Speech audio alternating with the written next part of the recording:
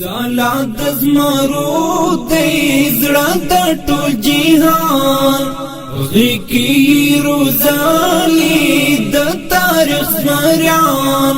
غواړو شریعت باندې. بسم الله الرحمن الرحیم. د امر بالمعروف نهی عن المنکر او شکایتونو اوریدلو وزارت د ونی لاندې او مهم خبرونه.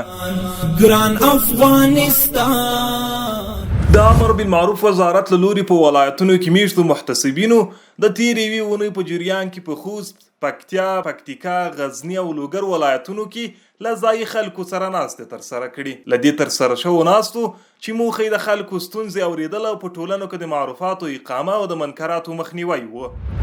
د هرات ولایت د امر بالمعروف نهی عن المنکر او شکایتونو اوریدلو ریاست د مرکز هرات ولسوالیو محتسبینو په تیره یوه اونۍ کې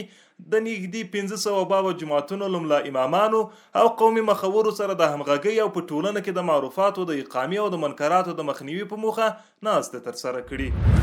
د تیرې یوې اونۍ په جریان کې د پلازمینې کابل په ګډون د ارزګان، کندهار، ننګرهار، لغمان، خوست، پکتیا او غزني ولایتونو د امر بالمعروف وزارت محتسبینو له ځوانانو سره د فکري رغونې په موخه بیلابیلې اصلاحي ناستې ترسره کړي. دا ناستې چې د یادو ولایتونو د محتسبینو له لوري په پوهنتونونو او ښوونځیو کې ترسره شوې چې موخه یې د ځوان نسل فکري رغښت او په اسلامي مفکوره روزل و. دغه راز د غزني ولایت د 12 ولسوالیو د امر بالمعروف محتسبینو د تیرې یوې اونۍ په جریان کې د یادو ولسوالیو له اوسیدونکو سره د حجاب، یووالي او نورو بیلابیلو موضوعاتو په تړاو اصلاحي ناستې ترسره کړي.